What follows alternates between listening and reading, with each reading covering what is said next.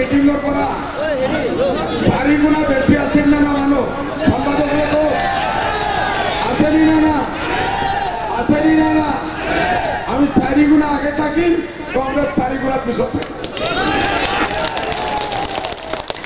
আমার দলের ক্যান্ডিডেট এজন মিয়া মানুষ হব মিয়া মানুষ এমপি বলার চান্স পাইছো হুজুর পাইছো না এই কারণে আপনারা সকলে গণভোট প্রচার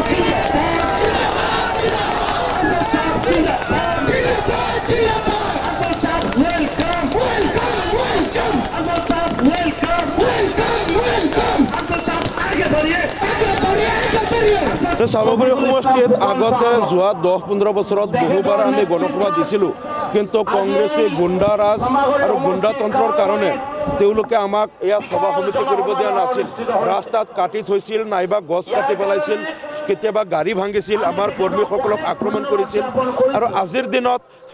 সেই দিন পৰিৱৰ্তন হৈছে সামগ্ৰীৰ পৰা আজি গুণ্ডাতন্ত্ৰ নাইকিয়া হৈছে কংগ্ৰেছৰ যেটো স্বৈৰতন্ত্ৰ গুণ্ডাতন্ত্ৰ সেইটোৰ পৰা আজি সামগ্ৰী সমষ্টিৰ ৰাইজ আজি মুক্তি পাইছে আজি সামগ্ৰী সমষ্টিৰ প্ৰাণ কেন্দ্ৰ কাৱৈমাৰী ৰাজহুৱা খেলপথাৰত আমাৰ গণসমাৱেশ হৈছে আৰু ইয়াত কংগ্ৰেছীসকলে আজি আমাৰ মানুহক ৰখাব পৰা নাই আজি তেওঁলোকৰ দম নাই গছ কাটি পেলাবলৈ বা আমাৰ কৰ্মীসকলক বাধা দিবলৈ কংগ্ৰেছী গুণ্ডা বাহিনীৰ আজি দম নাই সাহস নাই আজি হাজাৰ হাজাৰ ৰাইজ ওলাই আহিছে তেওঁলোকে ইয়াত মিটিঙত আহিছে আমাৰ মাননীয় সভাপতি মহোদয় সামগ্ৰী আইবিত আছে তেখেত আধা ঘণ্টাৰ ভিতৰত আমাৰ মিটিঙত আহি পাব আৰু আজি সামগ্ৰীত যেটো মুকলি গণতন্ত্ৰৰ প্ৰকাশ ঘটিছে গুণ্ডাতন্ত্ৰ নাইকিয়া হৈছে ৰকিবুলৰ গুণ্ডা বাহিনীয়ে আজি তেওঁলোক পলাবলৈ বাধ্য হৈছে এই সামগ্ৰীত কংগ্ৰেছী গুণ্ডাতন্ত্ৰ আৰু নাথাকে গুণ্ডাবিলাক পলাব মুকলি গণতন্ত্ৰ হ'ব আজি ইয়াত ইউডিএফ দলৰ উত্থান ঘটিছে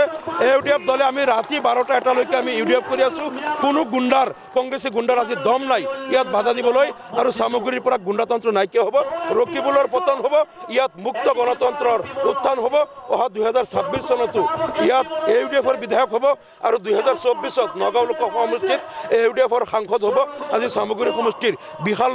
জনসমাগমে এই কথাটো প্ৰমাণ কৰিছে ডিমা হাছাত যি আজি নিৰ্বাচন শূন্য হৈছে কি ক'ব এই ক্ষেত্ৰত কংগ্ৰেছ বাকী সকলো জনগোষ্ঠীত কংগ্ৰেছৰ ভেটি নাইকিয়া হৈছে কেৱল কেইটামান মুছলমান মানুহে কংগ্ৰেছ কৰি আছে আজিৰ দিনতো কিন্তু এতিয়া দেখিছোঁ কংগ্ৰেছে নিজৰ অস্তিত্ব বৰ্তাই ৰাখিবলৈ কেৱল মুছলমান সমাজত গৈহে অলপ তেওঁলোকে মিটিং চিটিং কৰে বাকী সমাজত তেওঁলোকৰ অস্তিত্ব নাইকিয়া হৈ গৈছে গতিকে আমি ভাবা নাছিলোঁ কংগ্ৰেছে ইমান দিন শাসন কৰাৰ পিছত ইমান তেওঁলোকৰ পতন ঘটিব আৰু এইবিলাকৰ কাৰণ হ'ল তেওঁলোকৰ গুণ্ডাতন্ত্ৰ এই সামগ্ৰী সমষ্টিত এটা সময়ত যেনেকৈ গুণ্ডাৰাজ চলাইছিল এতিয়া মানুহ অতিষ্ঠ হৈ সব মানুহ কংগ্ৰেছৰ পৰা আহি আমাৰ দলত যোগদান কৰিছে এনেকৈ কংগ্ৰেছ নাইকিয়া হৈছে গতিকে কংগ্ৰেছে গুণ্ডাতন্ত্ৰ নাইকিয়া হ'ব লাগে তেওঁলোক গণতন্ত্ৰ আৰু সংবিধানক সন্মান কৰিব শিকিব লাগে তেতিয়াহে দলটো থাকিব নহ'লে অসমত ইতিহাস হৈ যাব তেখেতে যদি ৰিজাইন কৰে আমি এই কথাটো নাজানো তেখেতে যদি ৰিজাইন কৰে তেখেতৰ নিজা কথা কিন্তু কংগ্ৰেছৰ এইবিলাক নীতিৰ কাৰণে তেওঁলোকৰ বহু বিধায়ক মন্ত্ৰী এপিচিচিৰ প্ৰাক্তন সভাপতি বহু কেইজন বিজেপিত গ'ল আৰু সামগ্ৰীত এই সপ্তাহটোত 6000 মানুহ আমাৰ দলত আহিল লাহে লাহে তেওঁলোক খালী হৈ আছে আৰু সামগ্ৰী সমষ্টিত নতুনকৈ আৰু কেইবা হাজাৰ মানুহ জইন কৰিব আমাৰ লগত যোগাযোগ কৰি আছে সামগ্ৰী সমষ্টিতো কংগ্ৰেছ নাইকিয়া হ'ব গতিকে লাহে লাহে অসমত তেওঁলোকৰ নাইকিয়া হৈ আছে এইটো আমাৰ ক'বলগীয়া কোনো ৰাহুল গান্ধী আহিব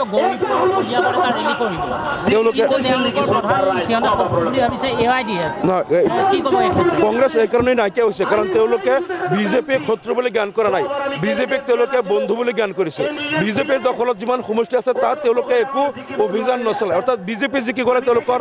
আপত্তি নাই একমাত্ৰ ইউডিএফ যদি ক'ৰবাত জিকিব লগা আছে তাতহে তেওঁলোকে মিটিং কৰে অভিযান কৰে অৰ্থাৎ তেওঁলোকে ইউডিএফক উৎখাত কৰি সমগ্ৰ অসমখন বিজেপিৰ হাতত উঠাই দিব বিচাৰিছে গতিকে কংগ্ৰেছে বিজেপিৰ যে গোপন বন্ধু কথাটো প্ৰমাণ হ'ল আৰু এই বন্ধুত্বৰ কাৰণে আজি কংগ্ৰেছৰ বহু লোক বিজেপিত গুচি গ'ল কংগ্ৰেছ দলটো নাইকিয়া হ'ল লাহে লাহে বিজেপিত বিলীন হৈ গৈ আছে ৰাহুল গান্ধী আহিলে আপোনালোকে মুকলিকে প্ৰস্তাৱ দিব নেকি মিত্ৰতাৰ ৰাহুল গান্ধীক আমি মিত্ৰতাৰ প্ৰস্তাৱ নিদিওঁ কাৰণ আমি 3খন আসনত খেলিম এই 3খনত কোনো পধ্যে আমি কম্প্ৰমাইজ নকৰোঁ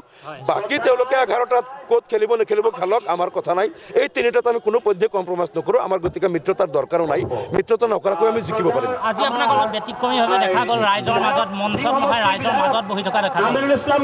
আচলতে আমি ৰাইজৰ প্ৰথমতে আমি দলৰ কৰ্মী আৰু গতিকে আমি প্ৰথমতে দলৰ কৰ্মী তাৰ পিছতহে নেতা গতিকে আমি কৰ্মীসকলৰ লগত আছোঁ আমি সদায় ৰাইজৰ লগত আছোঁ ৰাইজৰ লগতেই থাকিম আৰু সেইকাৰণে ৰাইজৰ লগত থাকি মই ভাল পাওঁ